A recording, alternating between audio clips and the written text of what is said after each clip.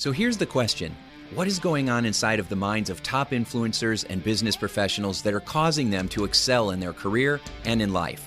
My name's Tim Schur. You're listening to Psychological Secrets for Skyrocketing Your Business, and the answers you've been seeking are in this podcast. Hey, everybody. Welcome to the program. This is Tim Schur. I'm so excited to be with you today. I have a fantastic guest, as always, Neal Phalora. He is awesome. I met Neal on a stage when we were doing a great program called Walk the Talk.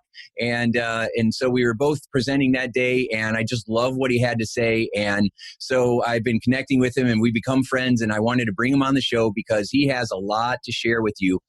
We both have similar passions with wanting to help people and add value, and we both love neuroscience and what happens in this brain of ours. And Neal has this great program called the Brain Warrior, and he really comes from the heart. So super smart guy, comes from the heart, and I wanted to share him with you. So Neal, welcome to the program. Thank you, Tim. Thank you. I'm honored to be here, and it warms my heart that you called me, that you said I was your friend. That's amazing. I mean, that's my win for today. Hey, well, all right, there you go. So, all right, so Neal, give everybody just that 60-second background of who you are.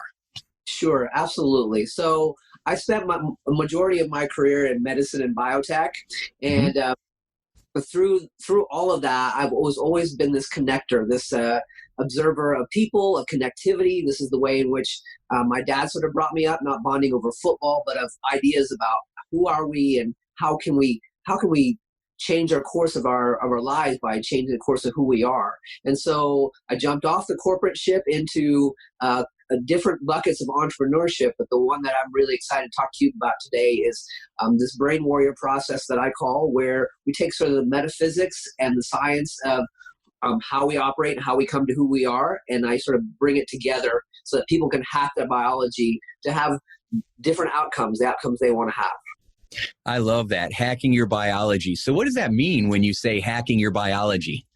So one of the things that I like to do when I speak with people initially is to give them some understanding of and some separation between their absolute selves, right? The possibility, that blank sheet of paper that we're all meant to be. We have that potential, that thing that I see in my 3-year-old twins, versus the things that respond to our stimulus. And not only do they respond to the stimulus as outside our actual biology, but they adapt to it and they form patterns because of that, right? And so if you can start to create that separation in your mind between that's not really me and I can understand it in a neutral observer standpoint, you can do things like you can when we talk about life hacks and all those things. You can actually come in from different angles and use the things that your body naturally does, the patterns it forms, for the things you want, rather than maybe some behaviors that don't serve you. Yes, beautiful. Well, 3-year-old twins will definitely hack your biology. So I can humanity a little bit too. So.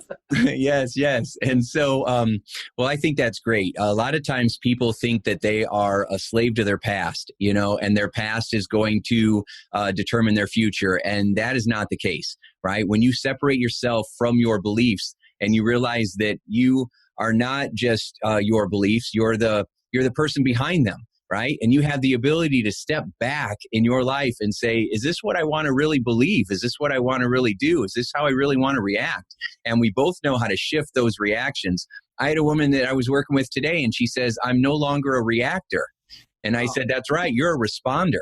And she says, I've never had that. I've wanted that my whole life. I've been to therapy for years, never got it. And we got it done in an hour session because she understood how to, I gave her the analogy of because she kept calling herself a reactor. And I'm like, you're a nuclear reactor where you're just like, and she said, yeah, that's pretty much it. I would just get so stressed out. And so now she simply takes a step back. She does her power breathing in through her nose, down to her belly, slowly exhaling, stimulating the relaxation response. And then that gives her that moment of freedom where she can redirect her thoughts with a more powerful question, like, what is the outcome I want? How do I want to feel right now? Is that some of what you do with your Brain Warrior training? Sure. And I loved some of the points you made there, Tim. I always enjoy talking to you because you open up my mind in so many ways. But you said, this idea where life is coming at us, what many of us do that all the time, and then we become reactors, right? But you said she sort of with asking what, and this idea of asking why, right? And what I say to people often is a historical review of your life is not empowering. And we do this why question for introspection so much. And why does why not work well for us? It's because one of the things it does is that we rebaseline all the time. So we can be one way, but if we have one bad day, then in that moment, right, we're asking why did this happen? We may not have a history of this at all, but if it's in our recent past because our brain rebaselines to where we're at in the moment, why becomes a futile question. But the other thing is why doesn't work well is I often call this our operating system, the cerebellum. This is our unconscious mind, right? Mm-hmm. And the analogy I give to people, it's like walking through a daycare stampede. One kid's crying, one kid's laughing, one kid's doing this weird behavior. You can't. That would have been me in the corner. Yeah, exactly. You and me both, right? You can't. The challenge with why is that studies have shown we just don't have access to all of this unconscious behavior, right? And when you ask yourself why, your thinking brain is now going to concoct reasons that aren't true because it can't get down in here, right? So the warrior process is exactly part of what you're talking about. Why I call it warrior is because it's taking an Olympian mindset to doing a set of practices each and every day, right? Each and every day. And it's sort of not letting your mind be this unshepherded or unsherped conduit where you're letting thoughts in and out freely. We wouldn't do that in our home. You wouldn't leave your front door open, but we leave our minds open every day to freely let thoughts come in and out without checking them at the door, if you will. Great metaphor. You want to be the bodyguard standing at the door of your mind. Yes. I love that. That's a great analogy.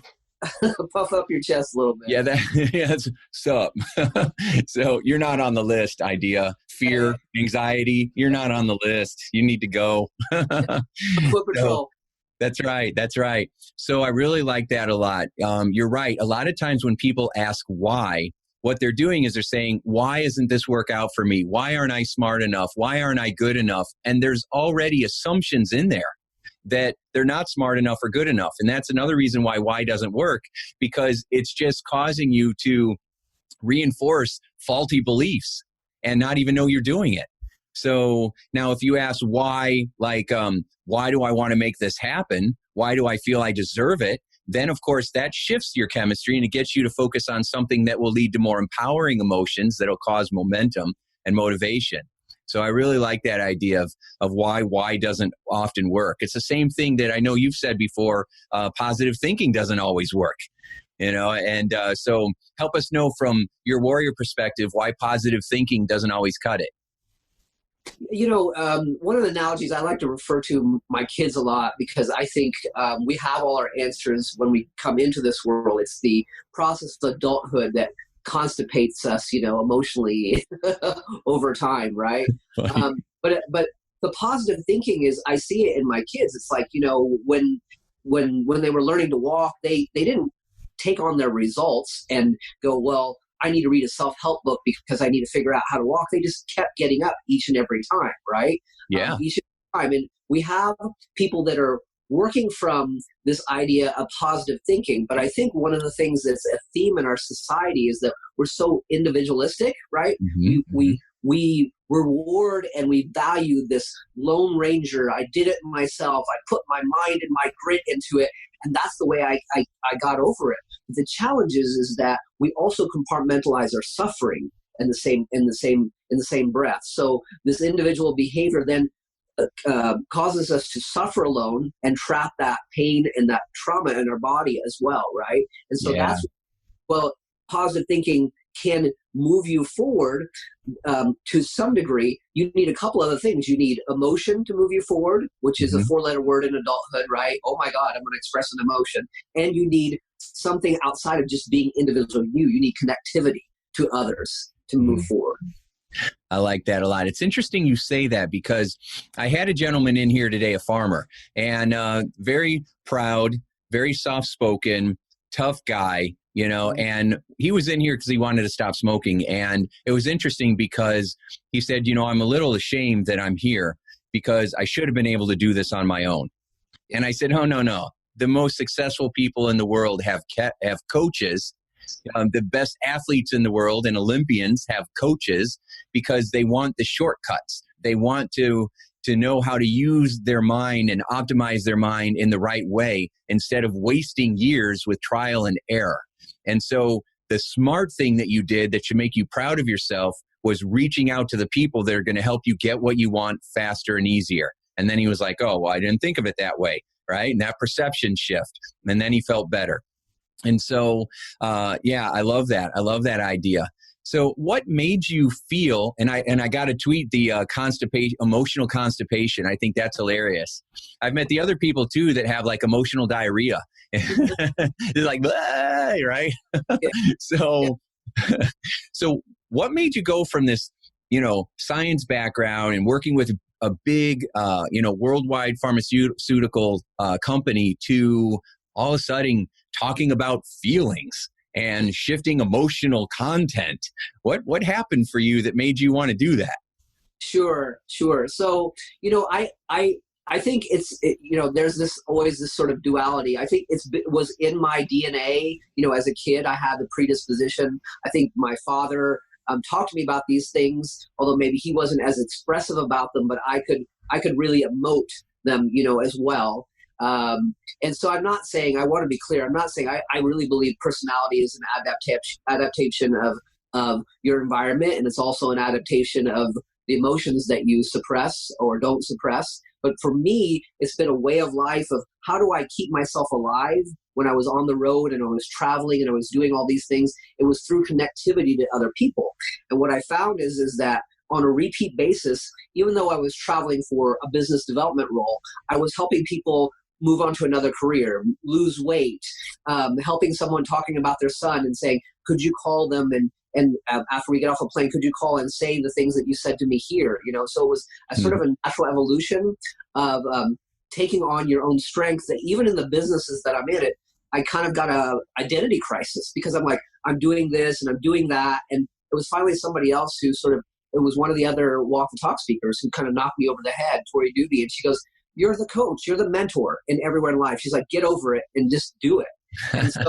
And so I find myself in this role over and over in the sales teams I was in. And so finally, let me just go ahead and own my greatness. It's one of the things I tell people is you're usually the last to know about your greatness. Everybody else around you sees it, but So taking my advice, I got out my clue by four and sort of struck myself proverbially over the head and said, let's just do this thing, right? Let's do what I can do. Yeah. I think that one of the things that make people a hero is that they never think they're a hero. They're just doing what they think is the right thing to do. And so, I think that's great. Now, you have worked with a lot of sales teams and a lot of teams in general, and you've talked about the power of collaboration and connectivity. So how does this apply in the business world?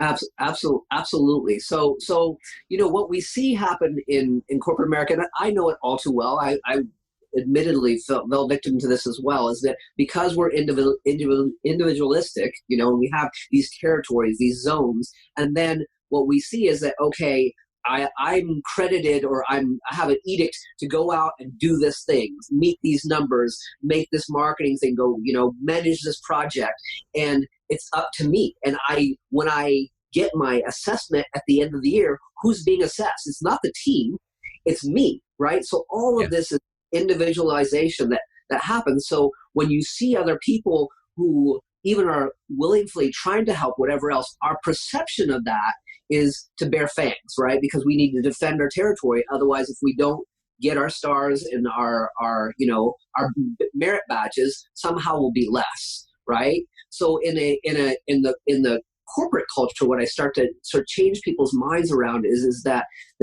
this idea of collaboration, the multiplier of that is not just 1 and 1. The studies have shown that when you put 2 and 3 people together, you get to multiplier of 5, 6, 10, sometimes 100, right? And so that's where the rising tide can serve everybody. You have to open a conversation where people see that you can't be good at everything. Right? You can't, and you're not good at everything. If half the jobs in America in 2 years are going to be freelance, it shows that the consciousness of society is going towards the fact that we need this collaboration, right, to work together, and that's the best way in which we can actually rise the tide and be bigger and better than we are. Outstanding.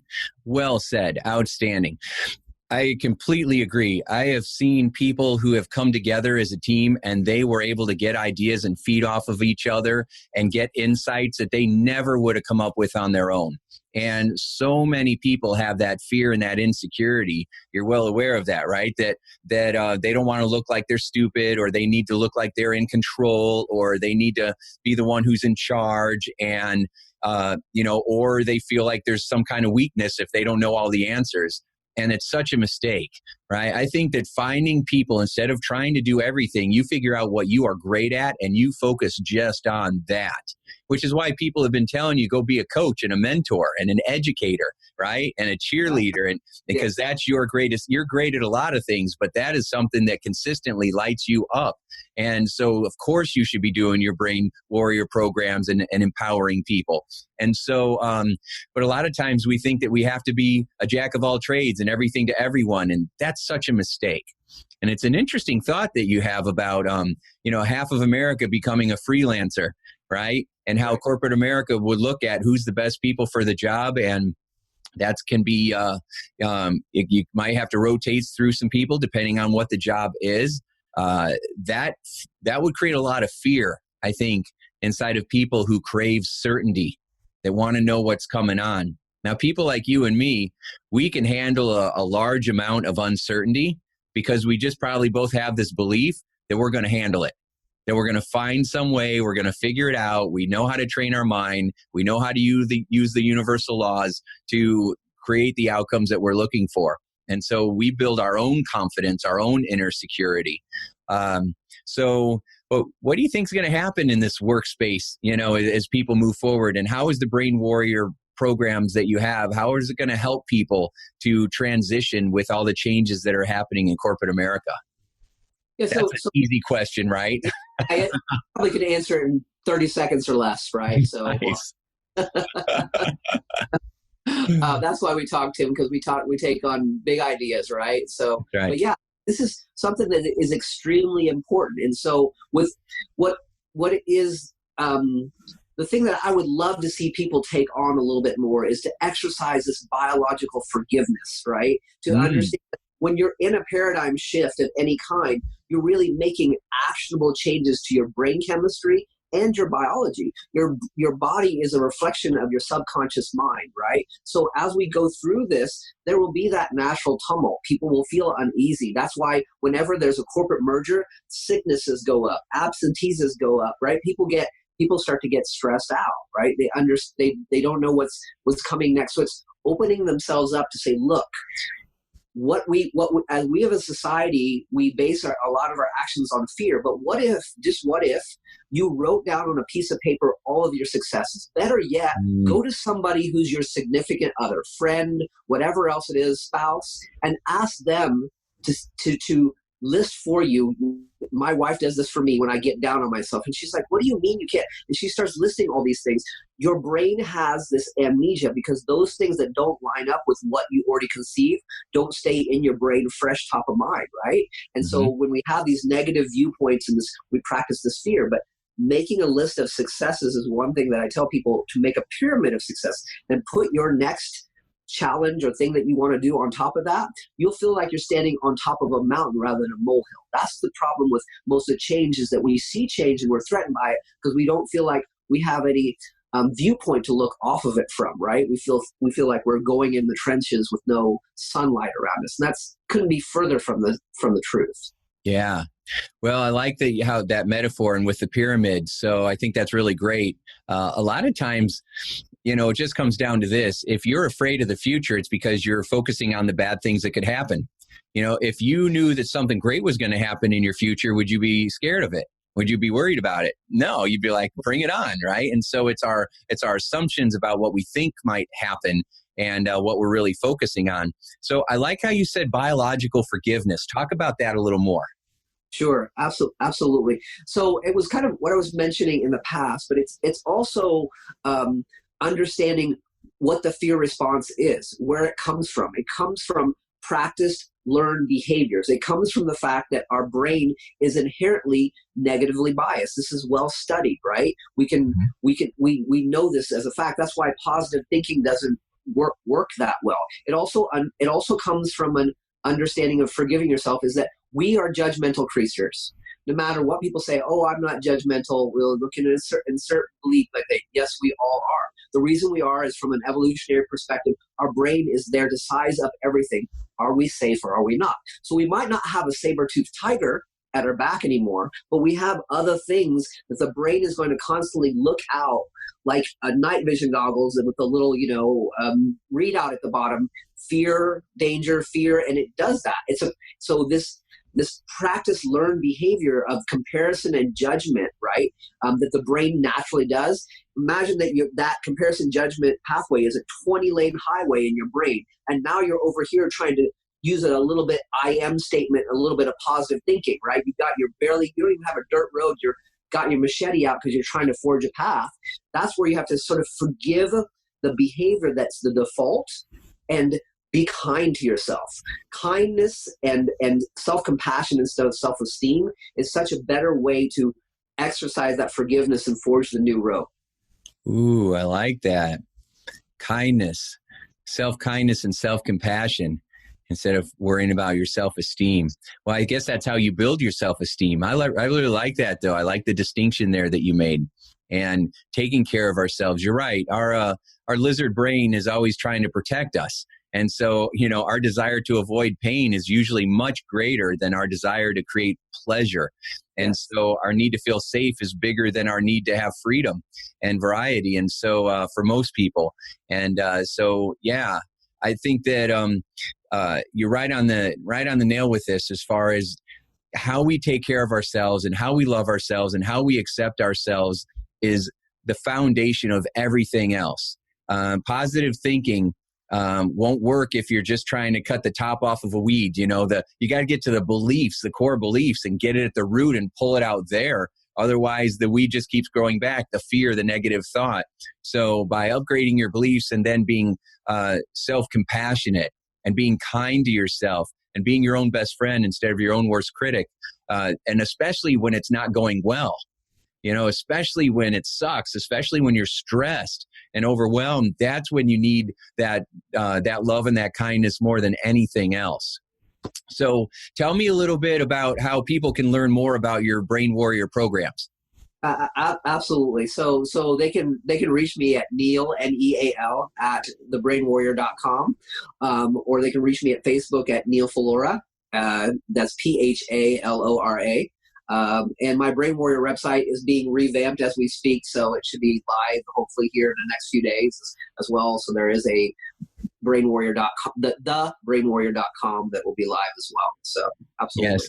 Yeah, thebrainwarrior.com. So that's wonderful. I'll make sure we have all those links in there. That's very exciting. And for everybody that's watching this, Neal gets great engagement. He posts videos and he gets lots of responses, and you'll love his videos, and very inspirational and motivating, but they really cause you to think. You get people thinking, right? And asking those questions and taking a look at what's going on. So you're helping them to become mindful and self-aware instead of just always, just going and not really paying attention to what's happening inside. Absolutely. Absolutely. And my process, I know you use hypnosis to hack people in a very powerful way. I've talked to and heard some of your clients just say rave things about how you hack that sort of, you have your own hack, right? In that way. Yeah. My hack also really is about giving the mind has this ability to have all these negative thoughts and produce all these real feelings and emotions like you're really experiencing in your mind. When you flip that with the warrior process, you give yourself reproducibly those things that empower you, visions and emotions over time that empower you, and they actually form neural pathways in your head, and those that don't serve you will retreat and prune away. There's science, Dr. Norman Doidge talks about this in his book, The Brain That Changes Itself. You're talking about when you need it most is your brain is actually most neuroplastic when you're freaked out and flipped out and everything is not going well. That is the best time to start rewiring your brain or taking on an alternate viewpoint, right? Because your brain has the most elasticity in those moments. And that's the least time that you want to actually practice, but the best time to do it, best time to make a change, right? Because I often people, they're like, I don't have time for this now. I don't have time for coaching because too many things are going on. I'm like, perfect. This is the perfect time to take on a change in your life because your brain is most elastic. You know, I love that you say that. I've never heard it quite that way, that it's the perfect time to do it, because emotion causes you to become wide open to suggestion. And usually when we think of high intensity emotion, we think of it in a negative way. So scared, stressed, frustrated, overwhelmed, angry, right? And so it's in those times where if you started just yelling out, I'm awesome, I don't even care that I'm depressed right now, I am a great person and I deserve to be good and feel happy and my opinions matter, right? We don't usually do that. We're like, nothing's going my way. And then your brain says, as you wish, right? Yes. So, that's why even when you're doing affirmations, you have to do it with emotion. You can't just sit there and say, I'm good and doggone it, people like me. You got to be moving with it. You got to get energy going with it, because it's the emotion that makes the emotion is the glue that makes the idea stick. Yes. So, yes. Outstanding. Ladies and gentlemen, Neal Phalora, the Brain Warrior. This has been so exciting. I wish we could hang out more and more. I'm going to have you come back on the show, but you are just really a wealth of knowledge and insight and great thinking. It got me thinking about stuff. So I'm going to make sure and put all your resources here. So thank you for being a part of the podcast today. Awesome, Tim. It was a lot of fun. I really appreciate it, brother. Oh, absolutely. Pleasure's mine. So, and everybody watching, this wouldn't mean anything without you. So thanks so much for being a part of our Sure Success community. You rock. You are awesome, right? And I'm saying that with emotion, right? So hopefully it sticks in your mind how cool you really are. And we'll see you in the next program. So make sure you subscribe and check out all Neal's great resources, and we'll see you next time. Thanks, everybody. Thanks so much for listening to the podcast. If you really enjoyed it, please subscribe and share it with your friends. And if you want more psychological secrets for making your business and your life a sure success, go to timsure.com/newsletter and join our family of achievers who are living their dreams and making the world a better place. Check it out now and make your life a sure success.